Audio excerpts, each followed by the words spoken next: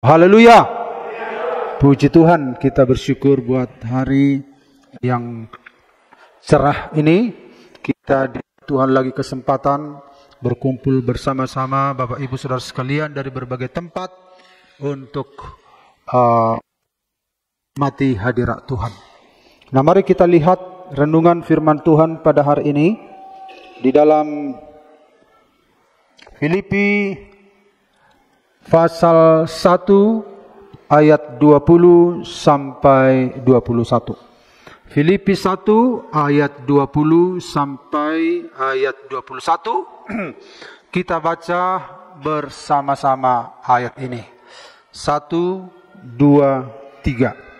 Sebab yang sangat kurindukan dan kuharapkan ialah bahwa aku dalam segala hal tidak akan beroleh malu, melainkan seperti sedia kala, demikian pun sekarang Kristus dengan nyata dimuliakan di dalam tubuhku, baik oleh hidupku maupun oleh matiku. Karena bagiku hidup adalah Kristus dan mati adalah keuntungan. Haleluya. Saudara-saudara, Rasul Paulus mengatakan, sebab yang sangat kurindukan dan kuharapkan ialah bahwa aku dalam segala hal tidak akan beroleh malu. Nah, jadi waktu itu dia ada di penjara. Kalau penjara kan satu keadaan yang bisa membuat seseorang malu. Tetapi dia mengatakan, dalam segala hal tidak akan beroleh malu, melainkan seperti sedia kala. Artinya seperti dia di luar penjara atau di dalam penjara, itu maksudnya. Jadi ketika Rasul Paulus ada di dalam sebuah masalah dan ketika Rasul Paulus tidak ada dalam masalah, dia mengatakan demikian pun sekarang Kristus dengan nyata dimuliakan di dalam tubuhku. Jadi ada persoalan atau tidak ada persoalan, di luar penjara atau di dalam penjara, dia punya sebuah pemahaman bahwa Kristus harus dimuliakan, ya. Baik oleh hidupku maupun oleh matiku.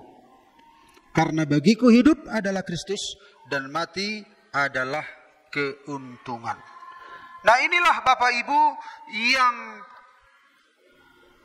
menjadi prinsip hidup dari Rasul Paulus. Rasul Paulus adalah seorang Kristen sama seperti kita, tapi lewat pengalaman Rasul Paulus kita diberitahu, nah inilah sebenarnya hidup yang bermakna itu begini. Nah, itu maksudnya, ya. Nah, jadi saudara-saudara, kalau kita lihat Yakobus 4 ayat 14, sedang kamu tidak tahu apa yang akan terjadi besok, apakah arti hidupmu? Jadi baik Rasul Paulus, baik Rasul Yakobus, mereka itu saudara-saudara menemukan apa arti hidup ini sebenarnya. Nah, apa makna hidup ini sebenarnya? Untuk apa kita hidup di dunia ini sebenarnya? Di dalam hidup ini kan ada masalah, kadang ada sakit, ada sehat, ada berkat, kadang tidak ada berkat. Nah, kadang tertawa, kadang menangis. Nah, semua manusia menghadapi hal semacam ini. Tetapi Rasul Paulus, kita lihat di sini tersingkap dari pengalaman hidupnya, apa sebenarnya tujuan hidupnya? Apa makna hidupnya itu di tengah-tengah dunia ini? Dan ini juga menjadi sebuah pertanyaan oleh Yakobus, apakah arti hidupmu?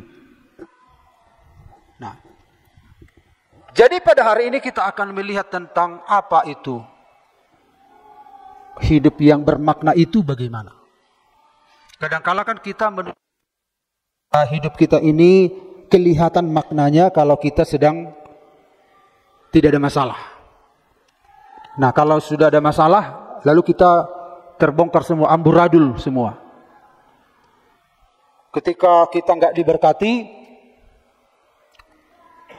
kita terlihat siapa kita. Tapi setelah kita diberkati, ya seolah-olah kitalah yang paling kudus dari semua orang. Berarti hidup kita ini ditentukan oleh apa yang kita alami. Tapi Rasul Paulus memberitahu kepada kita apa hidup yang bermakna itu bagaimana. Hidup kita ini di dunia begitu singkat, ya. Jangan pikir kita hidup lama di dunia ini. Begitu singkat hidup kita di dunia ini. Nah, untuk apa hidup kita ini? Hidup yang tidak lepas dari masalah. Hidup yang tidak lepas dari terpaan musim yang berubah-ubah, silih berganti. Lalu kita lihat Bapak Ibu, kalau kita melihat tema firman Tuhan hidup yang bermakna, ya. Dari ayat ini kita akan menemukan makna yang diberikan oleh Rasul Paulus, itulah menjadi makna hidup.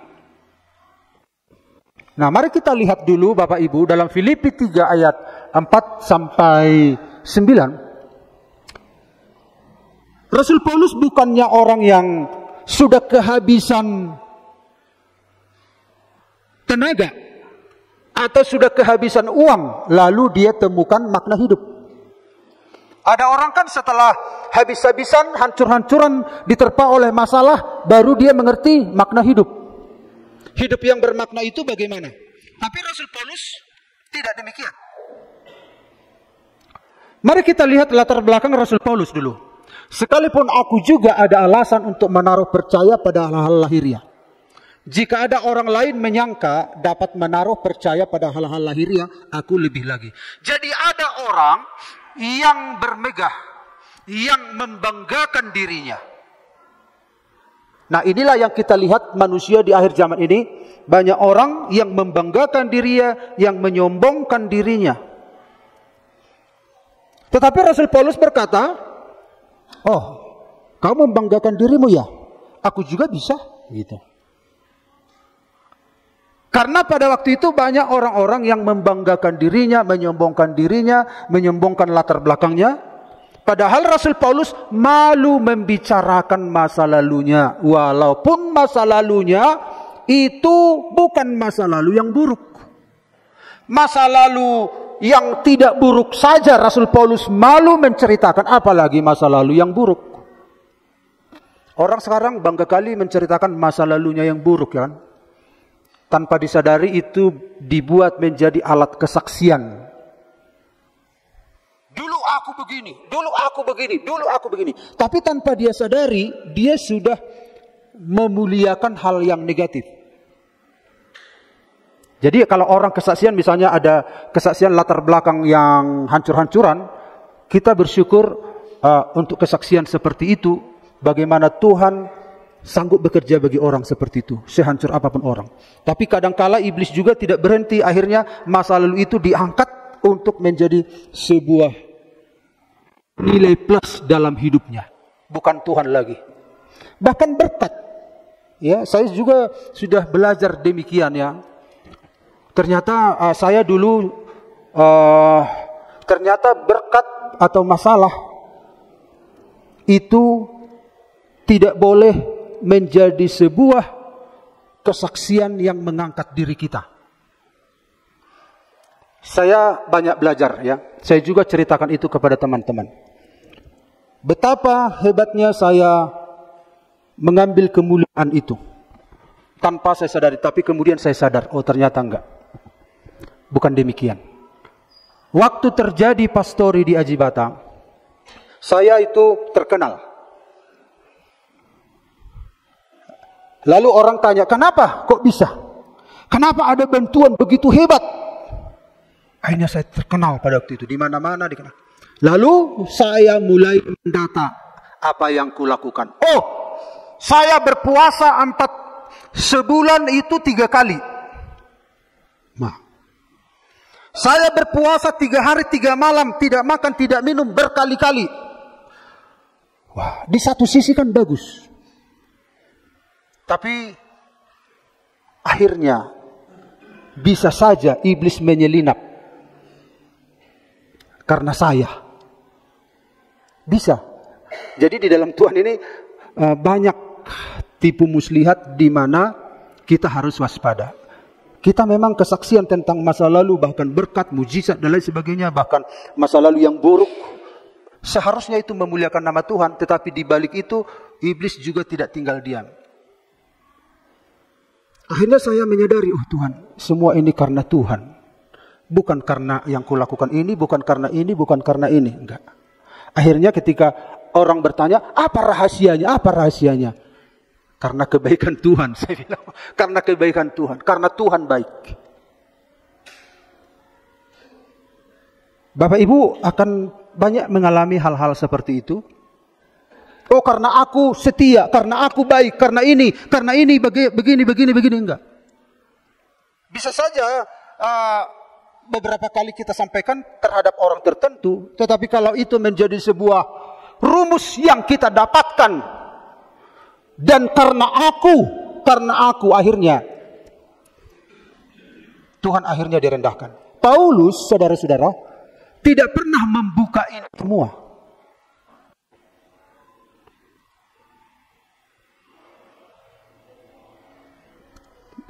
Tetapi pada akhirnya untuk membungkam orang sombong, mau tidak mau. Jadi kadang orang sombong itu kan harus dibungkam dengan seperti ini. Tapi sebenarnya dia malu menceritakan. Karena hanya Tuhan, ya, hanya nama Tuhan yang ditinggikan. Segala sesuatu karena kebaikan Tuhan. Satu waktu Rasul Paulus diangkat ke tingkat ketiga dari langit. Tapi dia tidak pernah menceritakan. Sudah cukup lama ternyata. Tapi satu waktu diceritakan. Karena ada orang-orang yang seringkali meninggikan diri dengan hal-hal yang seperti itu. Nah, ini pun demikian. Sekalipun aku juga ada alasan untuk menaruh percaya pada hal-hal lahiriah. Jika ada orang lain, jadi ada orang, saudara-saudara, membanggakan hal-hal lahiriah. Jika ada orang lain menyangka dapat menaruh percaya pada hal-hal lahiriah, aku lebih lagi. Nah, disunat pada hari ke-8. Nah, ini apa yang dicapai.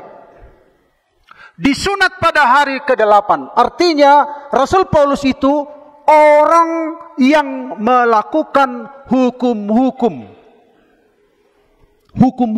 Yahudi. Dia bukannya orang yang mengabaikan hukum. Dia mengikuti hukum Taurat secara ketat sejak bayi. Nah, dari bangsa Israel, artinya saudara-saudara, dia itu bangsa pilihan Allah secara etnis. Paulus itu bangsa pilihan. Kemudian dia katakan, dari suku Benyamin. Artinya, saudara-saudara, suku yang terhormat, tidak bercampur dengan bangsa lain. Bangsa yang setia. Ada dua suku yang setia di kerajaan selatan, yaitu Yehuda dan Benyamin. Dan kalau dilihat oleh Rasul Paulus, dari suku Benyamin lah raja pertama orang Israel. Kemudian dia katakan, orang Ibrani asli. Ya, orang Ibrani asli artinya dia bukan perantau. Dia bukan orang berdiaspora. Dia itu asli. Dia berbahasa Ibrani. Dia berbudaya Ibrani. Itu sebuah kebanggaan.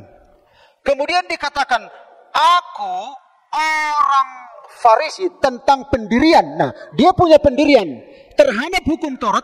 Aku orang Farisi, yaitu kelompok paling ketat dalam hukum Taurat. Itu kelompok paling ketat. Kemudian dikatakan tentang kegiatan, aku penganiaya jemaat. Artinya bukti kesetiaannya pada agama Yahudi. Dia punya kegiatan, dia bukan orang yang malas. Masalah kerajinan jangan tanya begitu kira-kira. Kalau kamu berkata penganut agama Yahudi, apa kegiatanmu? Nah gitu. Jadi kalau dibandingkan dengan kita, kalau kamu disebut GPDI Parapat, apa kegiatan yang kau tunjukkan? Nah gitu. Kemudian dikatakan tentang kebenaran mentaati hukum Taurat, aku tidak bercacat. Artinya dia menunjukkan kesalehan lahiriah dan keagamaan yang tinggi. Jadi dapat disimpulkan Paulus memiliki standar kehidupan yang tinggi pada saat dia dipanggil oleh Tuhan. Nah, Rasul Paulus yang memiliki standar hidup yang tinggi pada saat dipanggil oleh Tuhan, dia tidak berani mengajukan latar belakang ini jika berjumpa dengan Yesus, jika dibandingkan dengan Yesus. Apalagi dengan latar belakang yang rendah seperti kita-kita. Rasul Paulus saja tidak mau mengungkit masa lalu ini. Karena ini bukan sesuatu yang menambah nilainya di hadapan Tuhan. Tetapi seringkali banyak orang menyombongkan diri. Apalagi kita ini latar belakang yang hancur-hancuran. Rasul Paulus saja dari sisi manusia, dia itu orang yang pintar, orang yang kaya, orang yang saudara-saudara punya pengetahuan, punya kegiatan yang baik. Nah, kemudian kita lihat di sini, tetapi apa yang dahulu merupakan keuntungan bagiku. Itu kan menguntungkan itu semua. Itu menguntungkan. Itu yang dicari oleh semua orang Yahudi sampai sekarang. Rasul Paulus sudah mencapai. Itu sangat menguntungkan.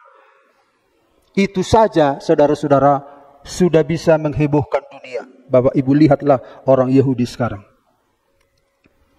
Mereka itu jujur, disiplin, bekerja keras, meraih hadiah Nobel terbanyak.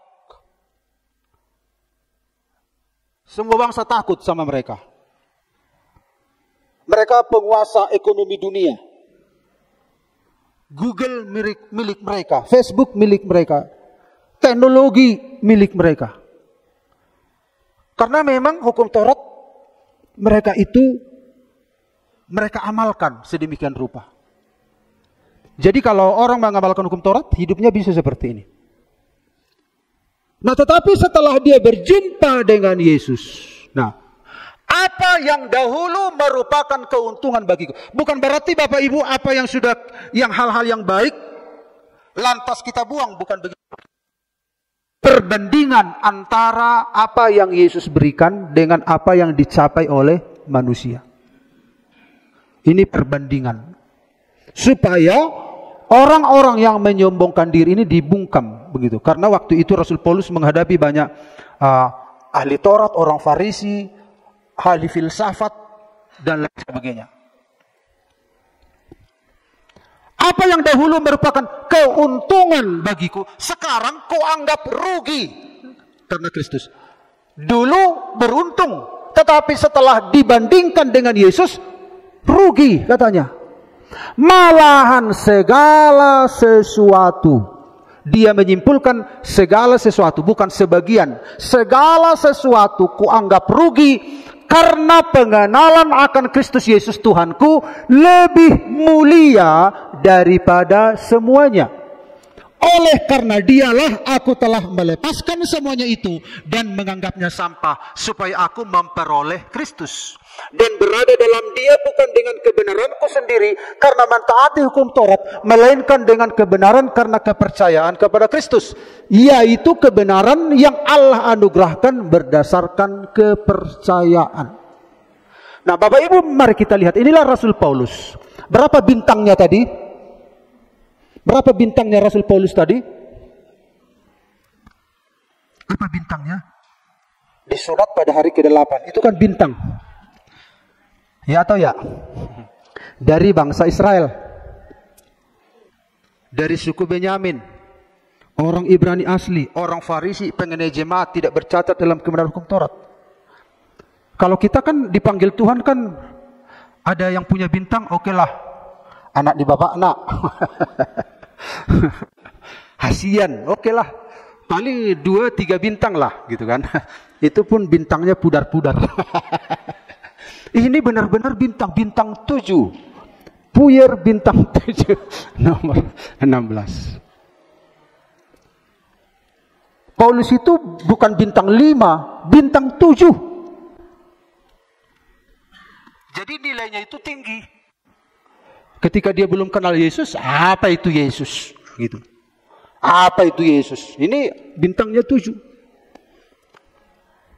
Dari segala sisi, dia anggota Sanhedrin, orang Farisi, jadi anggota Sanhedrin. Jadi untuk jadi anggota Sanhedrin ini, mahkamah ini, orangnya harus apa? Seperti yang sekolah pemerintahan negara itu apa itu Pak? STPDN seperti itu kan? Harus posturnya bagus, harus cerdas. Itu syarat-syarat jadi Sanhedrin. Jadi orang Farisi intisari apanya itu disaring lagi untuk menjadi Sanhedrin, mahkamah. Nah, kaya, ya harus punya ekonomi yang kuat, pengetahuan, tampang, ketaatan, wah luar biasa lah. Makanya bintangnya 7.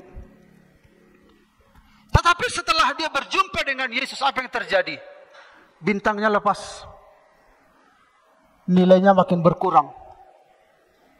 Wah, semakin kenal Yesus, semakin kenal Yesus. Akhirnya apa yang terjadi? Ternyata yang ini semua apa disebut? Dalam bahasa Yunani, skubala, limbah, kotoran, sampah. Bapak Ibu apa tadi nih? Bintang. Setelah berjumpa dengan Yesus, jika dibandingkan dengan pencapaian kita dengan Yesus, tidak seimbang. Ini dalam standar hidup paling tinggi ini Paulus ini, apalagi kita. Makanya Paulus singkapkan ini kepada orang-orang sombong itu. Kalau kamu berbangga pada hal-hal lahiriah, tua kuta, anak di bapakna, nah so, macam-macam lah.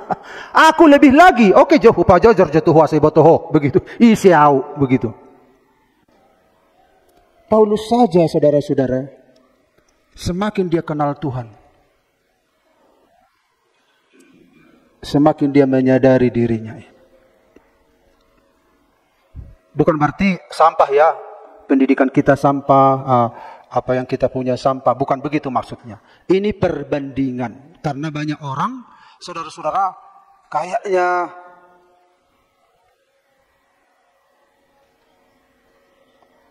lebih bagus mengorbankan iman daripada semuanya itu. Oh enggak. Paulus ini. Makanya kita belajar dari sini apa rupanya yang dikejar oleh Paulus ini. Apa makna hidup yang dimaksud oleh Paulus ini? Sehingga di dalam suka maupun duka, dia tetap Kristus dimuliakan katanya.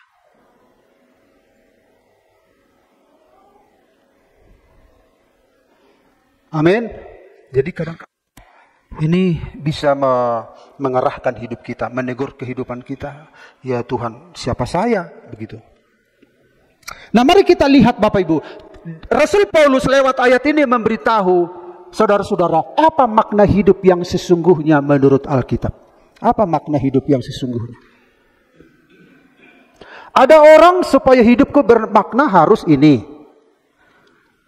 Harus tambah ini, baru hidupku bermakna. Harus begini hidupku bermakna. Harus begini ditambah ini. Jadi kalau ditambah semua ini, baru bermaknalah hidupku. Ternyata Paulus memberitahu kepada kita bahwa hidup bermakna menurut Alkitab itu tidak demikian. Yang pertama kita lihat, saudara-saudara, Kristus dengan nyata dimuliakan di dalam tubuhku. Yang pertama, hidup kita itu bermakna jika memuliakan Kristus. Amin. Kalau tidak memuliakan Kristus, gak ada artinya hidup.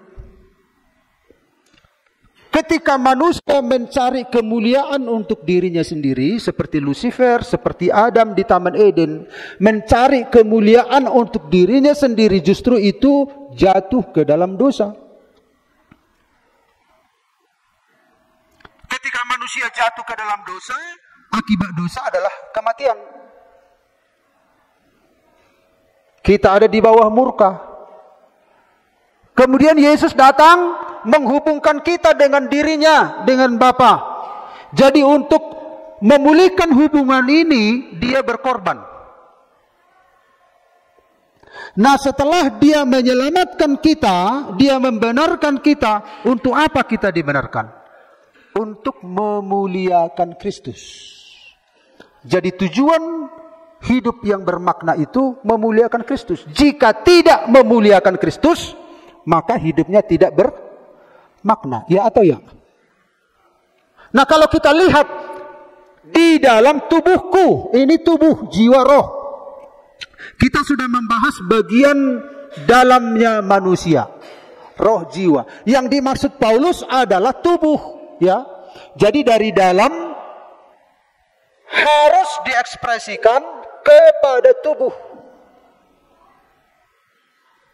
Nah, jadi tubuh di sini di dalam bahasa Yunani soma. Soma artinya secara arti kata fisik. Ini fisik. Secara tata bahasa artinya adalah media, wadah. Ini wadah.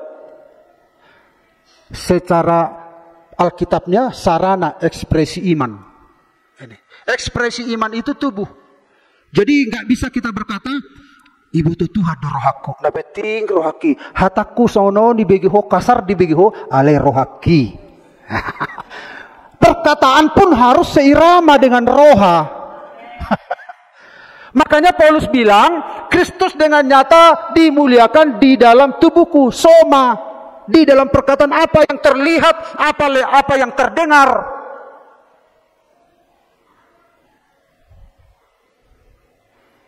Makanya Rasul Paulus berkata bahwa kita harus memuliakan Tuhan dengan tubuh kita.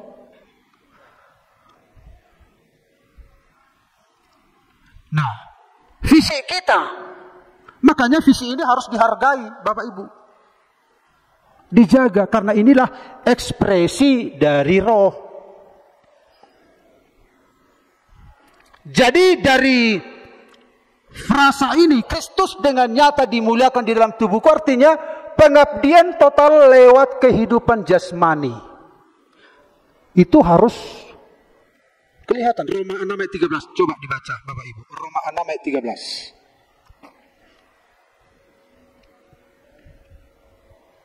13. Silakan, siapa yang duluan supaya menyingkat waktu.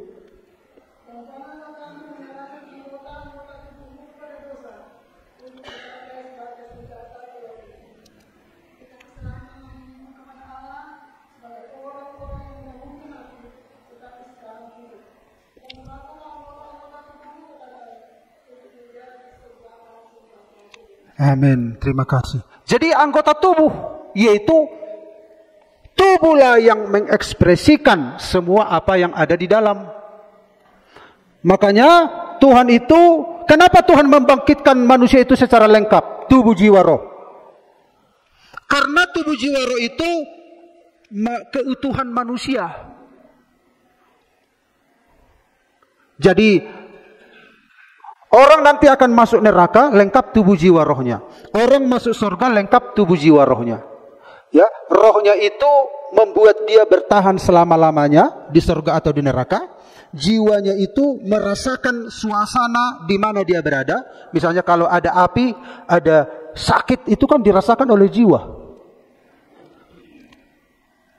Dan wadah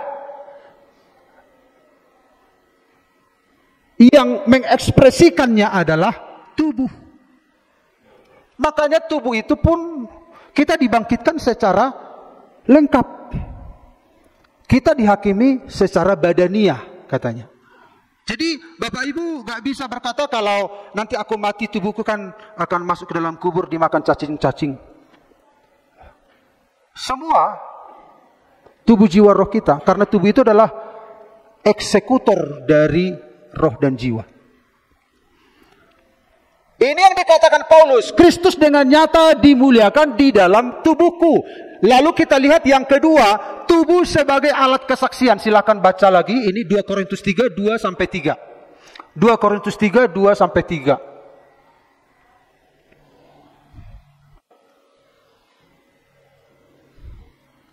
Silakan.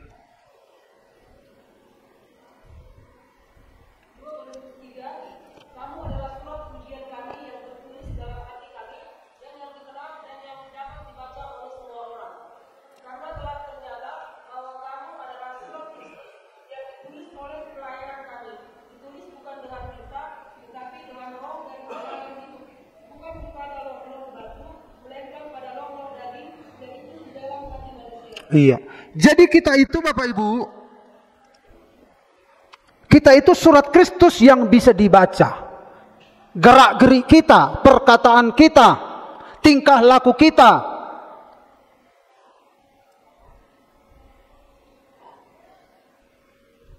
Itu bisa dibaca. Ekspresi-ekspresi tubuh kita, perkataan kita, itu kan surat Kristus yang bisa dibaca oleh semua orang. Tapi saya percaya jemaat GPD Parapat, orang membaca surat Kristus dalam hidup kita. Amin. Dan mereka membacanya dengan enak. Enak kali baca surat Kristus dalam hidup orang itu. Jadi Rasul Paulus ini bukan secara rohani ini, secara tubuh. Dimuliakan lewat tubuh kita, ekspresi kita. Pergunakan anggota tubuhmu, digunakan oleh Allah. Kamu adalah surat Kristus yang bisa dibaca oleh semua orang. Itulah hidup yang bermakna. Kita itu diselamatkan oleh Tuhan supaya hidup kita yang tidak bermakna ini menjadi bermakna. Amin. Jadi kalau kita tidak memuliakan Tuhan lewat tubuh kita, itu namanya apa? Hidup yang tidak bermakna. Kita bisa saja berkata dalam diri kita, Tuhan ampun saya, kok gak bermakna hidupku ini Tuhan? Kok gak bermakna? Nah, jadi seringkali kita menjalani hidup yang tidak bermakna. Karena itu Bapak Ibu, bagaimana supaya hidup kita bermakna? Hidup kita harus memuliakan Kristus. Lewat tubuh kita, lewat tingkah laku kita, perbuatan kita, perkataan kita. Makanya ini Bapak Ibu yang dapat, yang diberi Tuhan ilham, ya ilham apa? Inspirasi ke dalam saya. Bagaimana menjadi saksi itu? Yaitu lewat perubahan hidup yang semakin serupa dengan Kristus. Itu bisa dibaca oleh semua orang. Hidup kita berubah. Perubahan hidup ini nggak bisa ditawar-tawar. Nah, tapi saya perhatikan jemaat GPD Parapat itu luar biasa perubahannya. Haleluya. Luar biasa perubahannya. Nah, yang kedua, karena bagiku hidup adalah Kristus. Artinya kita tinggal di dalam Kristus. Hidup adalah Kristus. Misalnya ada orang yang apa kan? Apa maksudnya hidup dalam Kristus ini? Nah, ada orang yang dia sudah sakit, ada seorang teman di Toba. Dia sudah, asam uratnya sudah bengkak-bengkak ini. Jadi kalau pakai sepatu, kalau pecah asam uratnya, sampai penuh cairan di sepatunya. Amang paso maju mangalang jagal, kata teman-teman. Daung, onna manguluku, jagal babi onna manguluku, katanya. Artinya seperti itulah. Hidupku adalah Kristus, begitu. Rasul Paulus berkata, hidupku adalah Kristus. Kristus onna manguluku, gitu. Misalnya ada orang minum kopi contohnya. Wah, onna manguluku, gitu. Misalnya ada orang rokoknya gudang garam merah. Anggonasing dan tahu, onna manguluku, na tahu anon. Seperti itulah maksudnya, hidupku adalah Kristus. Inilah hidupku, gitu. Aku ini nggak bisa lepas dari Kristus. Amin. Ina manguluna. Jadi kalau dipres si Pauluson, yang kelihatan adalah Kristus. Nah, tinggal di dalam Kristus. Bukan hanya kita ikut Kristus, bukan hanya percaya kepada Kristus, tetapi dialah hidup kita. Kita tinggal di dalam dia. Makanya hidup yang bermakna itu kalau kita tinggal di dalam Kristus. Kalau di luar Kristus hidup kita tidak bermakna. Gak ada maknanya. Sehebat apapun dia. Makanya Paulus ketika dia di luar Kristus, bintangnya kan 7 tadi. Gak bermakna. Kalau kita dalam Kristus baru hidup kita bermakna. Sama seperti seorang bayi yang sudah saya singgung kemarin di ibadah rumah tangga. Bayi ini hidup dari orang tuanya yang sedang ada dalam kandungan. Jadi dia nggak bisa terputus dengan ibunya karena hidup bayi ini dari kehidupan mamanya. Seperti itu juga kita dengan Kristus, kita nggak bisa hidup tanpa dia. Makanya Pendeta J. Awandatu menciptakan lagu, ku tak dapat hidup tanpa dia. Ku tak dapat hidup tanpa Yesus. Dia sumber kehidupanku. Ku tak dapat hidup tanpa dia. Seperti bayi ini. Onna manguluku dang boyao maluasyanon. Itu kata Paulus. Kalau Kristus menjadi hidup kita, kita bisa lepas dari dosa-dosa. Karena hanya dia sumber hidup kita. Apalah artinya sebuah radio yang bagus tanpa sinyal? Sebagus apapun radio kita, kalau nggak ada sinyal, nggak ada gunanya radio. Sehebat apapun hidup kita, kalau tidak ada hubungan dengan Kristus, nggak ada arti kehidupan ini. Itu yang dialami oleh Rasul Paulus. Makanya Nikodemus, dia penasaran, dia gelisah di dalam pikirannya. Dia seorang kepala ahli Taurat. Setelah melihat Yesus, dia gelisah. Sampai dia bayar harga berjumpa dengan Yesus malam-malam. Seorang kepala ahli Taurat berjumpa dengan seseorang di luar komunitas hukum Taurat. Ini kan sebuah gengsi ini. Dia bertanya malam-malam kepada Yesus, Guru, bagaimana cara masuk ke dalam kerajaan surga? Berarti dia nggak tahu cara masuk, walaupun ilmunya sudah tinggi. Rasul Paulus pun sudah punya bintang 7, tapi dia nggak tahu. Nikodemus pun demikian. Ada pergumulan di dalam batin mereka. Ada apa dengan saya ini? Ada sesuatu yang disajikan oleh Yesus Kristus, di mana hukum Taurat tidak bisa memberikan. Lalu dia bertanya, bagaimana caranya? Apa kata Yesus? Engkau harus dilahirkan kembali. Ternyata bintang 7 nggak bisa membuat orang lahir kembali. Pencapaian nggak bisa membuat orang lahir kembali. Sehebat apapun radio, dia tidak punya otoritas menghadirkan sinyal. Apalah arti hidup manusia kalau tidak ada sinyal? Yesus berkata, akulah pokok anggur. Di luar aku kamu tidak bisa berbuat apa-apa. Kita bagaikan ranting yang kering. Tinggallah di dalam aku. Nah, ketika kita tinggal di dalam Kristus, apa yang terjadi? Kita hidup. Kita hidup. Karena di luar Kristus kita nggak bisa berbuat apa-apa. Nah, ketika kita percaya pada Yesus, kita itu terhubung dengan surga. Ya. Segala kebutuhan-kebutuhan kita terhubung dengan surga. Kenapa bisa? Karena Yesus sudah membuka hubungan itu. Ada hubungan itu, ada pipa-pipa kesehatan pipa-pipa kecukupan, pipa-pipa kesembuhan, pipa-pipa masa depan, terhubung seperti pipa terhubung dari surga kepada kita. Semuanya terhubung, segala kebutuhan kita terhubung dengan surga, mengalir terus, dan itu dikerjakan oleh Yesus Kristus. Yesus Kristuslah yang melakukan itu bagi kita sekalian. Semua jenis kebutuhan kita terhubung dengan surga. Setelah kita dilahirkan kembali, kita diselamatkan, semua terhubung dengan surga. Baik kesehatan kita, pemeliharaan hidup kita, masa depan anak-anak kita, semuanya kita dapatkan dari surga. Amin.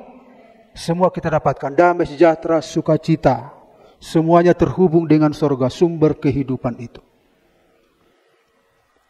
Ketika kita khawatir dalam satu hal, ini khawatir kita di sini, dalam kebutuhan kita, contoh kita khawatir, bagaimana Tuhan kebutuhanku.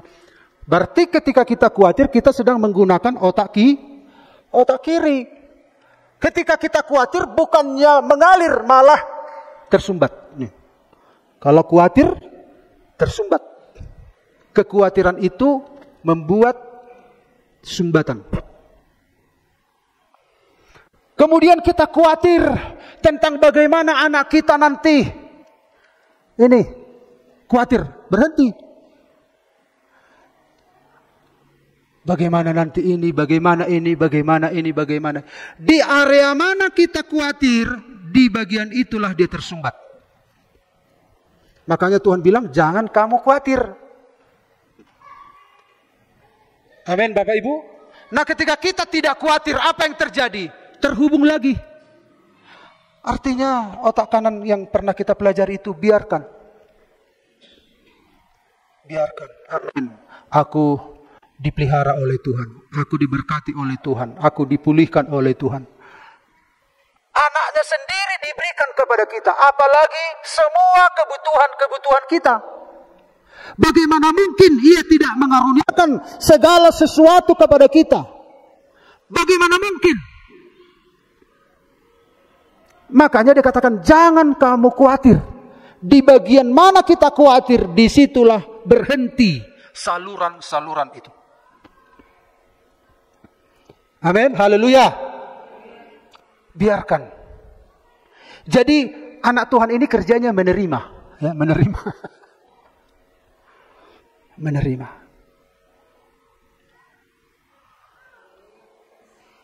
Menerima itu kan butuh iman, ya, alirkan. Ya. Kenapa Petrus tenggelam?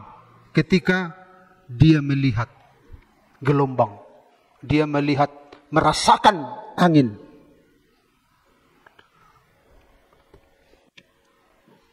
Ini berikanlah mereka makan, kata Yesus, sebanyak 5.000 orang. Dari mana? Kita hanya punya 5 roti, 2 ikan. Kalau dibagi-bagi paling dapat berapa? Jadi Tuhan ingin menggunakan semua saluran-saluran ini. Bagi. Akhirnya makan 5.000 orang. Sisa 12 bakul. Itu terjadinya hal-hal yang ajaib dalam kehidupan kita. Makanya tinggal di dalam Kristus. Kalau kita tinggal di luar Kristus, kita nggak bermakna. Kita nggak bisa berbuat apa-apa. Bukankah kita seringkali menjalani hidup yang tidak bermakna ini? Lalu yang terakhir kita lihat Bapak Ibu. Dan mati adalah keuntungan. Yang ketiga, berakhir di dalam Kristus. Hidup kita itu bermakna kalau kita berakhir di dalam Kristus. Kalau kita nggak berakhir dalam Kristus, di tengah jalan kita berhenti, maka nggak berguna. Harus setia. Alkitab mengatakan banyak orang yang menyebut dirinya baik hati, tetapi yang setia, siapakah yang menemukannya? Jika anak manusia datang, apakah dia menjumpai iman di bumi ini? Iman itu kan ada 3 hal. Pistis. Percaya, setia, taat. Setia itu iman. Pistis. Ada banyak orang menjual imannya hanya gara-gara pasangan hidup.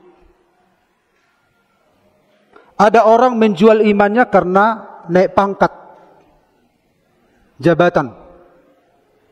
Banyak cara iblis untuk membuat iman kita itu mati. Ada seorang tulangnya Pendeta Sihaan dulu itu udah meninggal. Pendeta Sihaan ini pun sudah meninggal. Apalagi tulangnya. Ini letkol. Ya. Letkol, dari letkol kan mau jenderal. Nah dia mentok di letkol. Ternyata apa yang dituntut pemerintah supaya bisa masuk ke jenjang jenderal. Dari letkol ke jenderal, bintang 1, bintang 2 dan seterusnya. Ternyata dia memberitahu harus ganti KTP, harus ganti agama. Kalau ganti agama langsung melejit. Akhirnya dia bilang apa? Dari kepala sampai ke kaki, asli kolonel. Yang penting tidak tinggalkan Tuhan, katanya. Anak-anak Tuhan sedikit yang memiliki prinsip seperti itu. Tuhan minta supaya hidup kita ini bermakna, bernilai. Kita harus setia. Berakhir di dalam Kristus dan mati adalah keuntungan. Nah, ada seorang sudah bekerja banting tulang, dia merantau. Sudah puluhan tahun dia merantau. Kapanlah saya pulang ke rumah? Kapanlah saya pulang? Satu waktu dia akhirnya tersenyum. Dia dapat tiket. Tiket itulah alasan bagi dia melupakan semua penderitaannya. Tiket itulah yang menghibur hatinya. Nah, tiket itu melambangkan ini. Rasul Paulus, kalaupun nanti aku mati, katanya, justru aku beruntung. Itu malah menjadi sebuah tiket dalam hidupku. Aku bisa lebih lagi berjumpa dengan Tuhan. Beruntung karena menuju persekutuan yang sempurna. Beruntung karena kemenangan atas kehidupan yang fana. Hidup yang fana ini berarti berhenti, selesai. Nah, saudara-saudara, ada seorang pemain piano. Dia sudah belajar banyak. Penonton banyak sekali. Tapi orang diam-diam saja. Padahal sudah berbulan-bulan dia latihan hanya untuk menekan bagian terakhir. Nah, setelah ditekan bagian terakhir, penutup, ting, baru orang semua, wah, luar biasa, luar biasa. Jadi kematian itu bagaikan tuts terakhir ditekan. Langkah terakhir itulah yang membuat malaikat bersorak-sorai. Langkah terakhir itulah yang ditunggu oleh Tuhan. Kamu bisa menyelesaikan? Nilai kita terletak pada jika kita mengakhirinya di dalam Kristus. Tapi ketika kita di tengah jalan berhenti, kita tidak punya nilai. Kristus yang membuat hidup kita bernilai. Amin. Kristus yang membuat hidup kita berharga.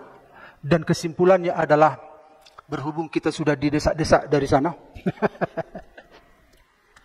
Yang membuat hidup kita bermakna menurut Alkitab adalah hidup memuliakan Kristus.